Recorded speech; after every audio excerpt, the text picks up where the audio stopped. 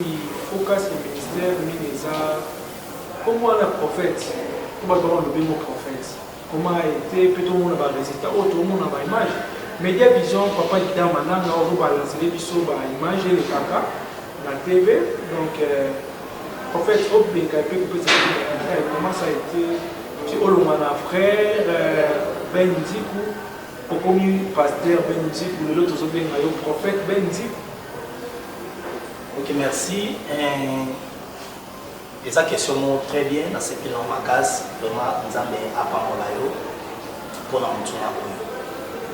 Quand nous avons appris dans le ministère, à travers, il y a un prophète qui m'avait dit que Dieu m'appelle dans le ministère.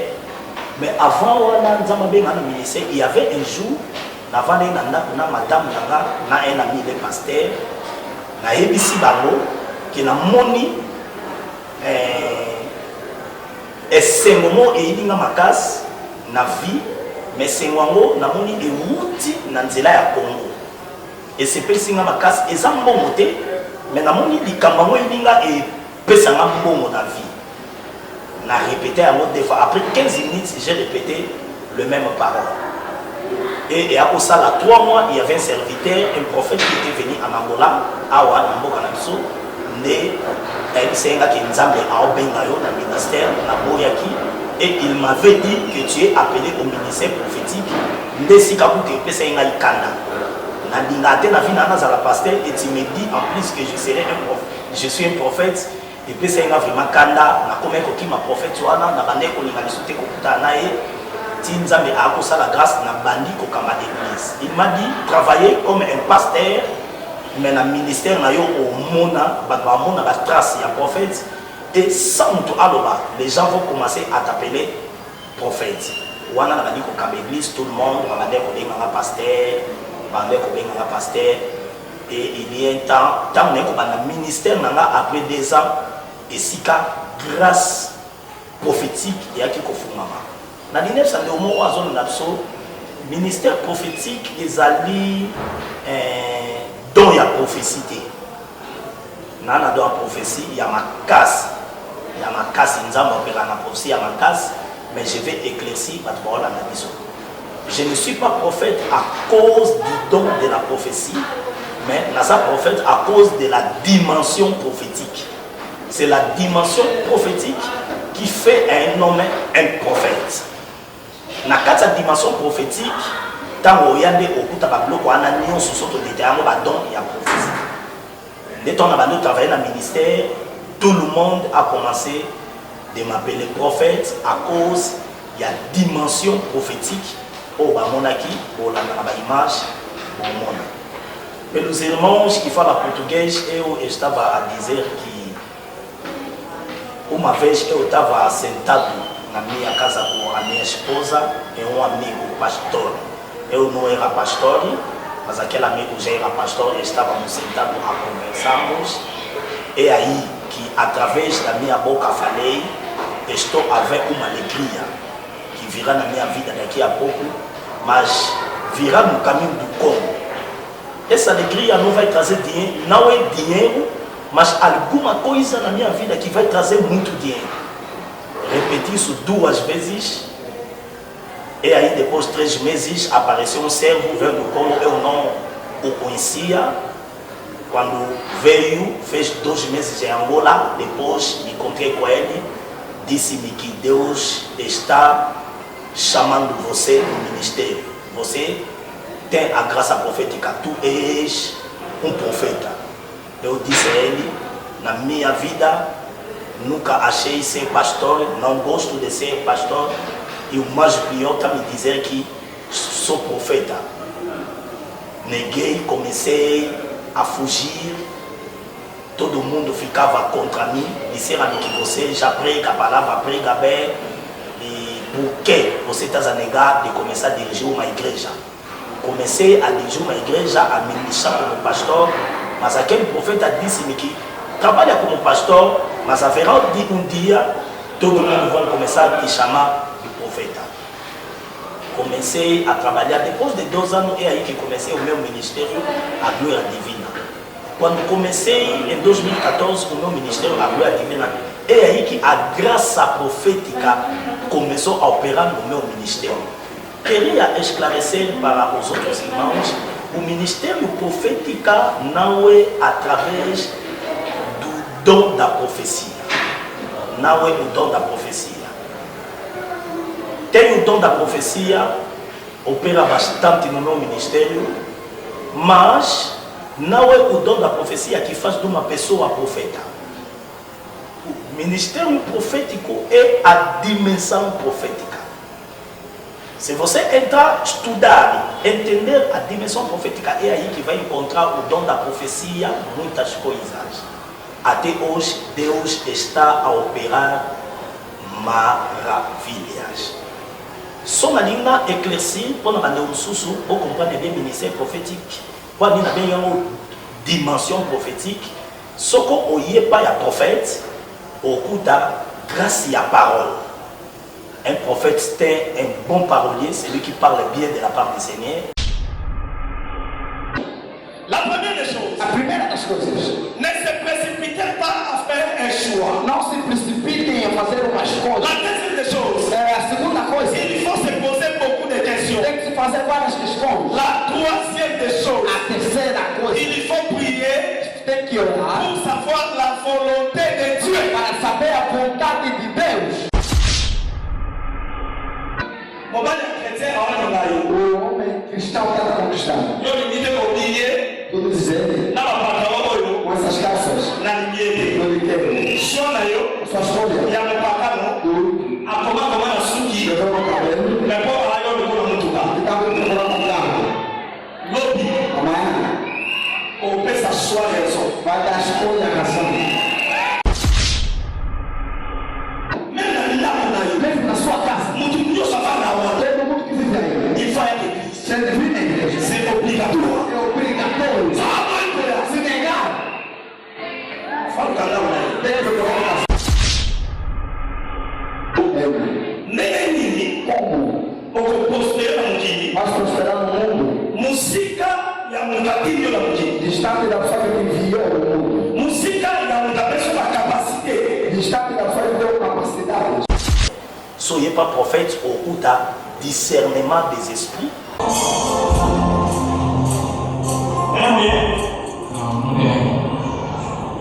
Alors, como outra mulher não posso fazer essa pergunta, eu fiz só ver.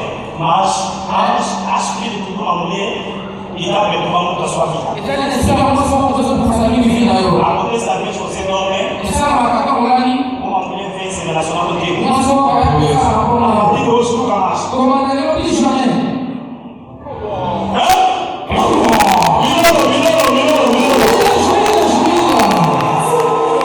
Soyez pas prophète au coup d'interprétation de langue. Soyez pas prophète au coup d'un don et un miracle. Bem amado, acompanha na tela. A nossa irmã sem a vara, ela não consegue andar. A nossa irmã está com muita dor na barriga Tika non nzete na tando tambola e sanze nos tete. pés. Tambola. A nossa irmã sem a vara, ela não consegue andar, ela rasteja-se. Sanze to tambola boy. Tambola boye, nakokata kotalima kotambola vraiment, nakokate. Tele tambola nata tambola.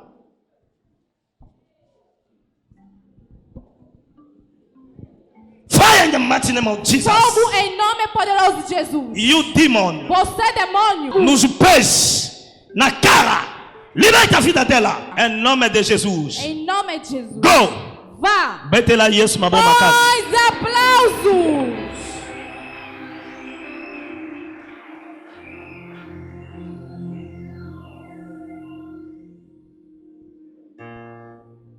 Meu amado, acompanha o gesto profético do homem de Deus que acabou de ativar a cura na nossa irmã.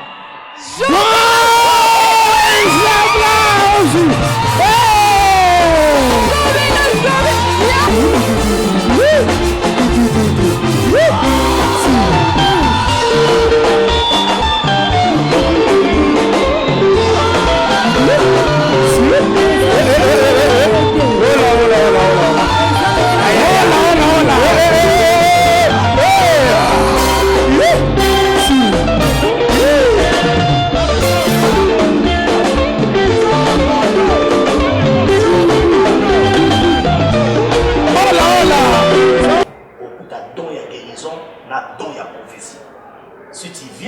prophète okuta biloko 6 okokuta 7 okokuta 8 mais 6 ezali ezanga te yango esalaka na moto un prophète. C'est pour ça qu'il contrat un prophète à Dideus pour qu'il au ministère de la parole. La première chose qui vous savez contrat un prophète et à grâce à la parole. Un prophète est quelqu'un qui t'a consigné de la parole, qui fait la peine à part du Seigneur, qui prêche muito bien à la parole et qui lève muito tempo de prégar à la parole. Autre chose à l'aide de la parole, vous savez contrat discernement dos espíritos. Vai encontrar também o dom de interpretação da língua, vai encontrar milagre, cura e vai encontrar o dom da profecia. Pode encontrar 6, 7, 8 coisas, mas 6 não falta. É aí que faz a dimensão profética. Deus abençoe a nós. No ministério profético temos muitas coisas, mas estamos a falar pouco por causa do tempo. Merci prophète Benedi pour ma précision parce que aujourd'hui peut-être dans ma tour on a fait je pense qu'il vous a satisfait la réponse il y a prophète Benedi nous allons continuer pour de l'eau vraiment bien sûr les amours tout un prophète Benedi. Merci pour la prophétie. Alors, donc, je prends un peu en fait, quand on a l'image, les deux images, par la sur l'image, tout le monde a fait pour opérer, mais le ministère dit que vite, de matin toujours. Alors, tout le monde a témoignage de l'église. Osambeli pour prier peut-être pour quitter auto prier kaka boya sentir eloko yo ko to fanda na ndasa to mufani na shero na professeur wa témoignage eloko nini makanzana vraiment ndena lobeni bandeli so nzamba bengi mutu ya na maloba o na to nzamba abenga ngai ayebise ngai na ba kosama nyonso ba oba no salela o bisama no lança pa ba nyonso qui est aux prophètes. Et nous avons fait un pour bénir à la béni. Lelo, la ministère vitesse au ministère et tambolanamo et comme ça même namoko, lokola un être humain, lokola moto so na vai na ndako to tikit, tali batule ba une église, tali mamzamba osala, to no ka ba témoignage, na tonda nzambe pour na kopsama no banaye na ministère pour na opérer vraiment au nyon sur tout le monde. Les gens ont belé ça à l'église et comme ça nanga badbamona ndela binaka ndela zomona tout na mutu na lela témoignage il y a solo donc et comme ça nanga mo manzanga sana comme on dit c'est ministre quand nous devons chama alguien au ministère t'es pas la vache qui elle va te diser bah c'est pour ma garantie Deus dit c'est la minha chamada no ministério que estará sempre comigo tudo que vou começar a falar vai concretizar. Quem vai ser abençoado para mim, Deus vai lhe abençoar. Deus vai concretizar muitas coisas, disse-me, para provar que tenho a sua graça profética. É isso que eu vejo no meu ministério. A velocidade do meu ministério me faz também admirar. Quando vejo a multidão das pessoas, curas, milagres que acontecem na igreja, talvez eu também admiro muito. Quando volto na minha casa, eu digo muito obrigado a Deus, glorifico o nosso Deus pelo tudo que está fazendo neste ministério da glória divina. Ok, prophète Benedi, pour toujours combattre de l'eau vraiment, nous avons milité, tous autres qui ont une sous-émission, mais nous avons un prophète. Tous le monde a une image, un miracle, mais tout vérifier et naebi que prophète Benedi pour avoir monté vraiment polémique mais ça prend la question comment vous mettez tout il y a pas vraiment écouter pour l'église d'autres que surtout excusez-moi en général mais il y a un prophète Mususuke comment on ressent le miracle Jacob. Miracle Jacob ça veut dire qu'il y a une négociation. A Fouti Mutumbongo aye afani na église wana pona na image donc ceux qui peuvent bazati bandeko ba qualifiera peut-être non de amona ka gloire divina chaque dimanche na bike ba fini ba na ba ducha non bato yo peut-être va somba dans miracle et mon message kaka et pas ça pour le prophète Benzi. Merci, ça arrive une fois après et ça l'enlève son église. Beaucoup de fois, il y a un peu de bateau, il y a un bongo, ça te soit bien. Et comme on a un maman a sali une semaine en dos, il y a ta table dans la tête, à ça il est comme critique. Mais lorsqu'il veut venir à l'église, à Tali dans ligne de prière, il est tout ça dans le bika, à des âmes à bateau bayo kanaka. Maintenant, comme on attend toucher maman naïe ou ya kinaïe. On a touché maman na samedi maman tambuli atamalo tamala ke maman alia kateto PC bilo to somle ji maman alie le wana neli a confesser l'église ali ko fait na bisala mali sona ya awa na tono sanomo na makamu na ndo babuyo kanaki mais na moni sala pa maman nanga non loba un prophète a cause la copie ya miracle parce que ana don ya miracle ana don ya guérison a opérer ta personne tout le monde pour t'habiter. Donc, quoi ça déjà n'adore. Donc, son temps, il n'est pas un prophète. Un prophète a déjà une dimension prophétique. Sauf que tu vas y l'église, bon, quand moi, c'est ce que j'appelle dimension prophétique. Il faut que moi, dimension prophétie, dimension guérison, dimension miracle, dimension parole, il faut que moi, dimension témoignage. Donc, c'est ça.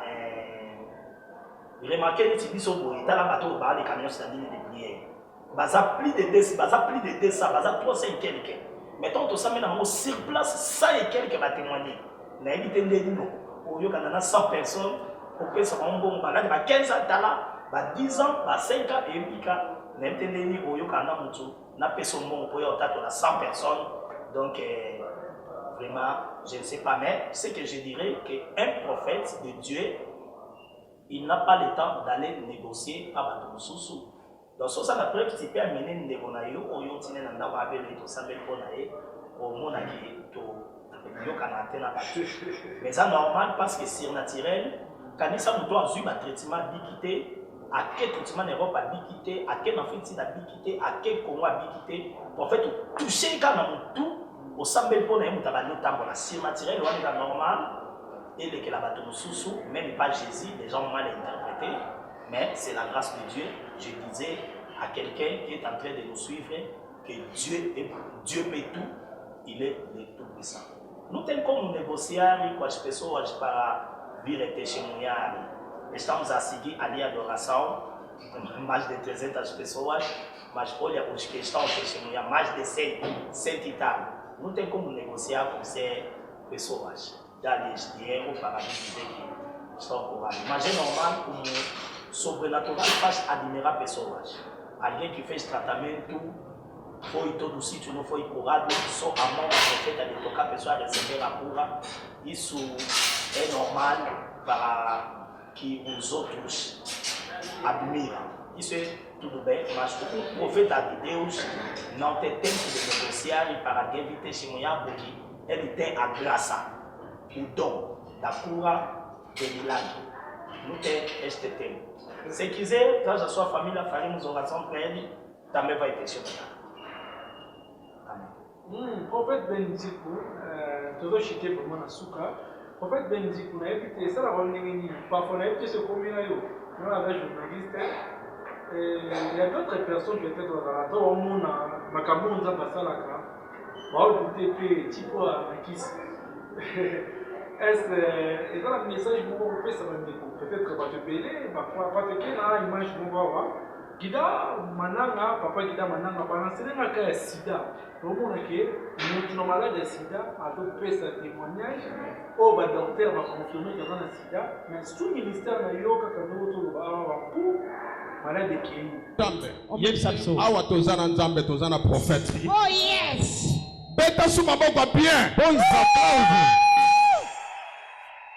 témoignage à Sœur Nabiso Génie. O testemunho da nossa irmã Germi Et ça résultat il y a mai pakolama. é resultado da água ungida. Sœur vanda na province na Lubango. A nossa irmã vive em Lubango. Depuis 2013. Desde 2013. Apelaka. Ela estava doente. Azako vive na Cherine Mokoboye. Ela vivia com um namorado. Tava aqui no hospital Cherine aí tem um exame e causé positivo. Quando foram no hospital e acusou positivo. E causé para nani? Mobile. Sida. Sida. Tinha sida. Tango ser aqui no hospital. HIV. Yes. HIV. Tango ser aqui no hospital. Quando a irmã foi no hospital. Ia tomber sida. E ela também tinha sida. Os dois positivos. Bango mbale positivo. Ambos deu positivo. Serango akimi na ye. E o namorado fugiu. Sera vanda kana susuana a passona ba dokima ayoga posa mi boma. Naquele sofrimento a irmã rasgou os documentos até quis se matar. Menzamba sunga mutema na ye. Mas Deus ajudou seu coração. A frequenta a glória divina soka ye na Luanda. Frequenta a glória divina quando está cá em Luanda. Mama na bango pa yakao. E a mãe também vem aqui. Me lokola likamo ezana tanango. Mas como cada coisa tem o seu tempo. Siko tana yo ko témoigner ekoki. Agora chegou o momento do seu testemunho. Ndenga zalaki na province. Como ela estava na província. Akutana na mobali mususu. Se encontrou com outro homem. Obana lingie. O homem gostou dela. Fake na procedure libala. E estavam aí para se manter. Jour moka jouer surprise ba que passear. Num dia de uma surpresa foram passear. Tava como na quelque part même na clinique examen. E chegaram numa clínica, fizeram exames. Mobile nga yeba ikana malade. Te ayeba kite. Ali ka sala examen foi ba eta mwasi na ya mwasi azobala. O homem não sabia o estado. Ye ayebike na zana sida. Ya ayebike na zana ngo. Siko mobala yebisa kete ba kendaka zaka surprise. O marido não falou, era surpresa. Basala bo examen. Quando fizeram exames, positivo. Deu positivo. Pois azala déjà malade. Azala déjà malade. Porque a irmã já anda doente. Pona ser moya. Deuxième fois. Pela segunda vez. Moya kamo exate po ayebi azakano déjà. Ela não ficou assustada porque ela sabia que era seropositiva. Mama na bota ye abando ya Luanda. A mãe quando vinha em Luanda. MC mama sala to zulanga maye pakola na glória divina ye. Ela disse faça tudo para você adquirir água da glória divina para você vir com ela aqui. Mama zuma ya memelie. A mamãe adquiriu água levou. Mama ye azumai a memeli na Lubango, yes. Depois dela consumir a água, ela disse que vou voltar no hospital. Depois de beber a água, voltou no hospital. Quando ela chegou no hospital, resultado.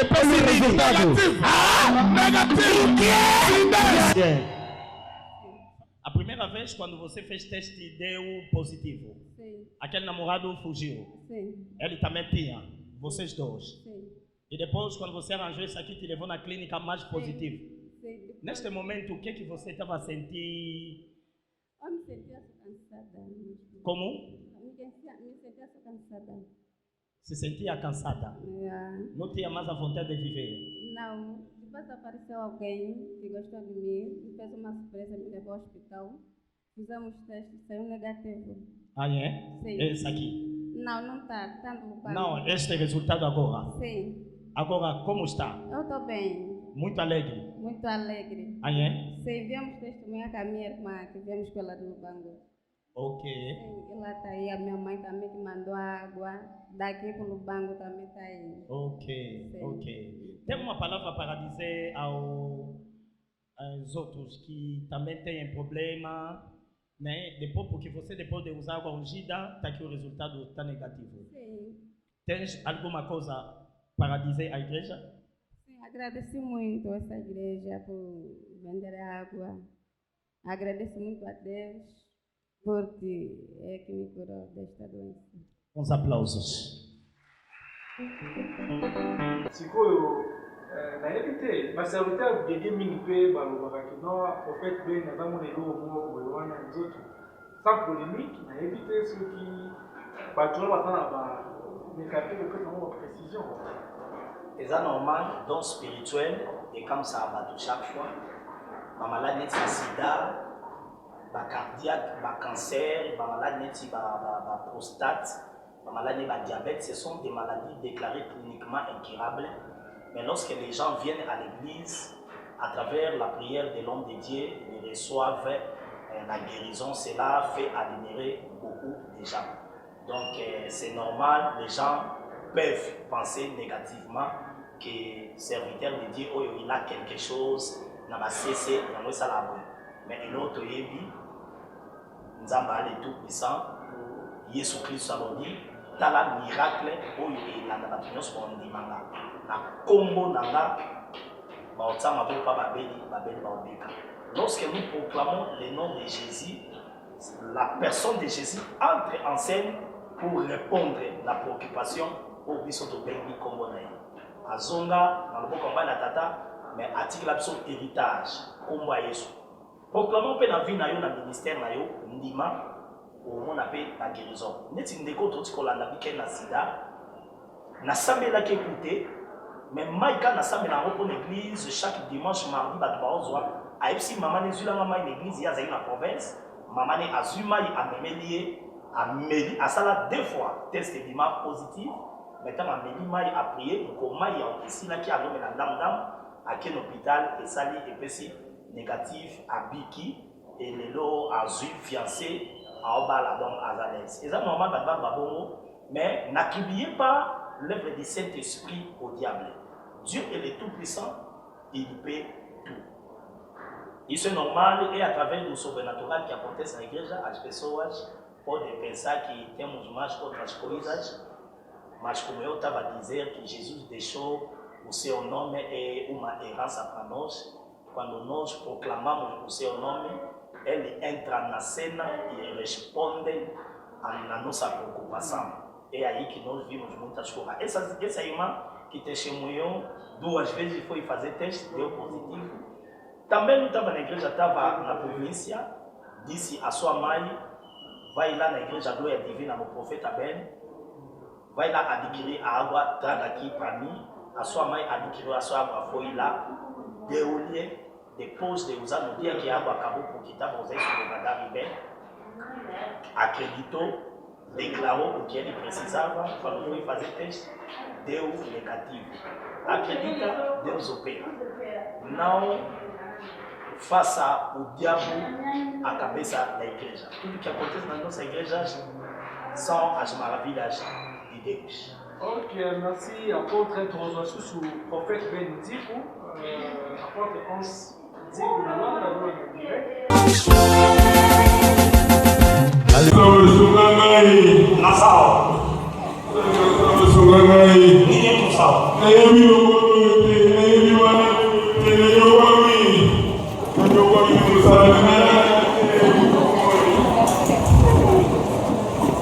C'est fini. Papa, c'est l'objectif. Il faut nous résumer.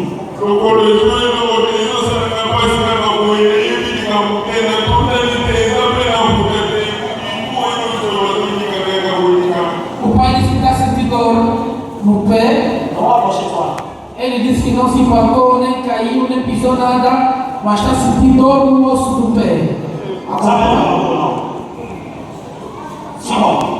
pai, a demonstração. Deus.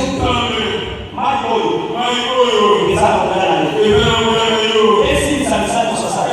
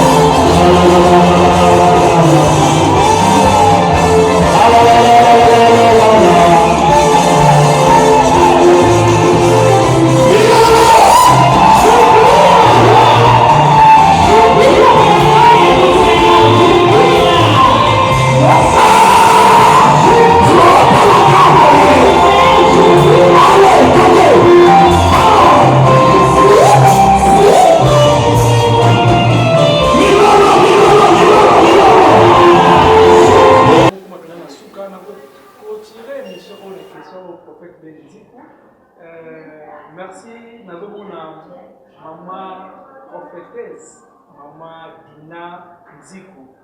Maman Dina Nziku, ya yombo ya mwana Shalom, Maman ya Boboto.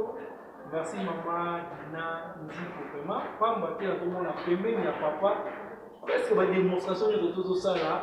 Média vision ba laisser dans l'image pour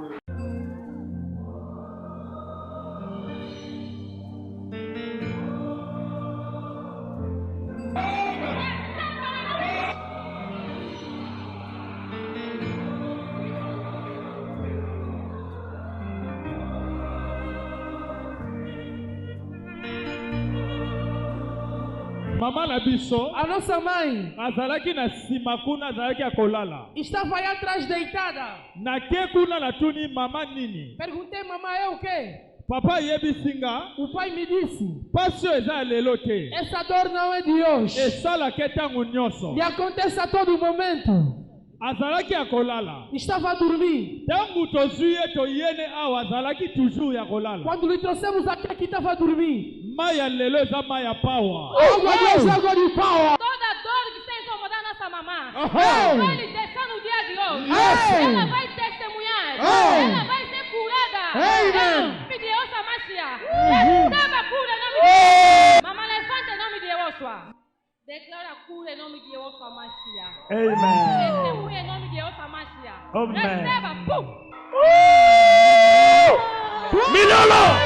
La la la la la la la la la. La la la la.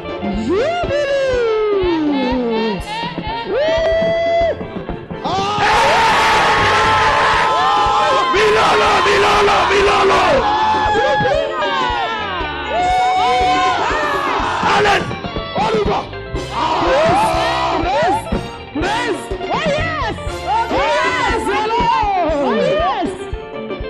Mama profetiza mabwake aliye mayawa. A mamãe profetiza quando ela tirou com água. Basi alimumwe limwe. A dor de barriga acabou. Tambola, tambola, tambola. Tambola. Anda. Tambola, Mamãe, tambola. anda. Milolo, Milolo, Milolo, Milolo. Milolo, Milolo, Milolo.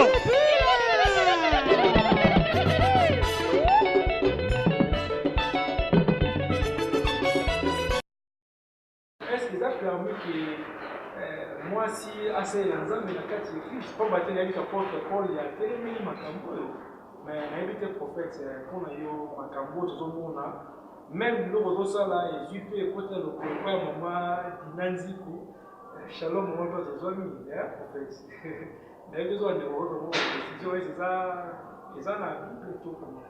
Merci. Beaucoup de personnes comprennent mal l'apôtre Paul. So, on comprendre l'apôtre Paul Mabé au bon Manzela. Ok, maman l'apôtre Paul T, mais le cas où il va, quelle est la pensée première de Dieu à propos d'une femme? Nzambe.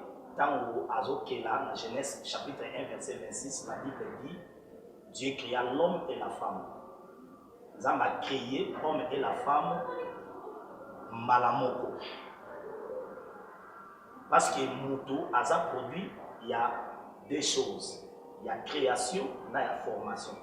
Là où la Bible dit dans Genèse 1, verset que Dieu créa l'homme et la femme, a créé dans l'esprit.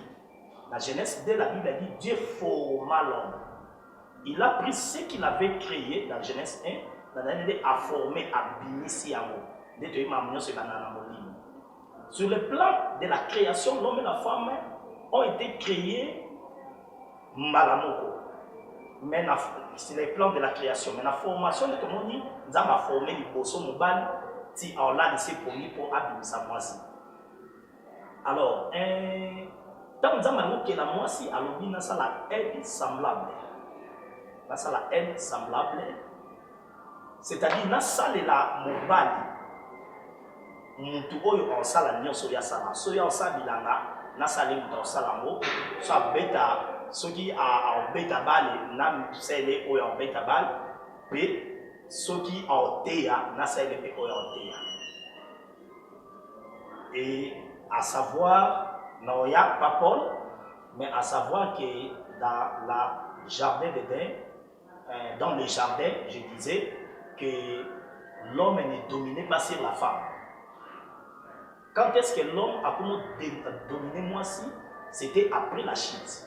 Dieu dira que tes désirs, dira la femme, tes désirs se porteront sur ton mari et il dominera sur toi. Ah, c'est que l'homme domine la femme dans la vie des péchés.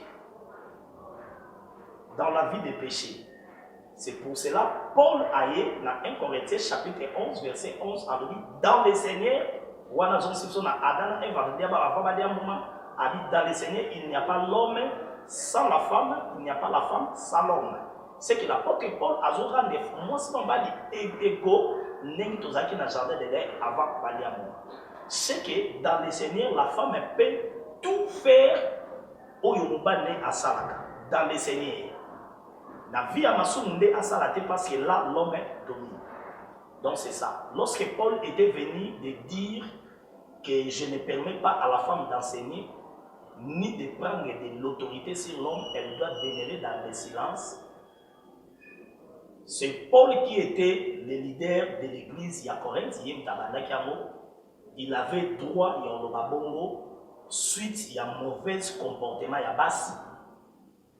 Lui, comme étant un leader, il fallait apposer ce que nous appelons la loi ecclésiastique. Dire aux femmes de ne plus parler, de rester silence. Cela n'a rien à voir avec d'autres églises. Je peux poser la loi ecclésiastique, prendre l'autorité sur le musicien, le protocole de mon église suite au mauvais comportement. Cela n'a rien à voir avec d'autres églises. Ce que Paul a posé là, c'est la loi ecclésiastique. Tout le monde temps à Kepa Mona Timothée, Paul a répété les mêmes paroles. Qu'est-ce qu'il a dit à Timothée? A eu Timothée que je ne permets pas à la femme d'enseigner ni de prendre. Qu'est-ce qu'il a dit? Après ça, il a dit, elle sera sauvée en devenant mère. Qui sera sauvée? Et sauvée en quoi? La femme qui ne peut pas parler, qui ne peut pas prêcher, qui ne peut pas prendre de l'autorité là où il y a des hommes, elle sera sauvée. Sauvée, il y a oublié qu'à il y a encore là, mais sauvée par la loi posée, la loi ecclésiastique. Paul a donné des critères d'une femme qui sera sauvée, c'est-à-dire qui peut prêcher. La femme qui a la capacité d'engendrer une descendance spirituelle, qui persévère dans la modestie, dans la charité, elle est digne de se mettre là où il y a des hommes, pour faire ce que les hommes peuvent faire. C'est pour cela que je répète, Paul a dit, dans 1 Corinthiens 11, dans le Seigneur, il a dit, suivez bien Paul, il a dit, dans le Seigneur, il n'y a pas l'homme sans la femme. Il se réfère dans la maternité, il n'y a pas la femme sans l'homme, à se référer à la création, il dit, moi ça ne pas mon bail. C'est que, attendez, si mon bail, il y a la vie, sans moi, c'est pour moi, c'est un bon takayo. Moi, si je pose la vie, ça est pour pas mon bail. Nous sommes égaux dans les Seigneurs. Dans les Seigneurs, l'homme et la femme sont égaux. L'homme peut faire tout ce que la femme peut faire tout ce que l'homme fait. Parce que dans les Seigneurs, pour la zone civiso, avant la chute, la présence ensemble. Par aux images de portugais, eu estava a dizer que o homem, a mulher pode falar, pode pegar o micro onde há homens. Se nós queremos falar, não vai diretamente de falar do Paulo. Se você não entende bem o Paulo, vai desviar. Devemos ainda saber o primeiro pensamento de Deus acerca da mulher. Quando Deus criou a mulher para ajudar o homem em tudo. É aí que o Paulo disse, é aí que o Paulo esclareceu muito bem essas coisas.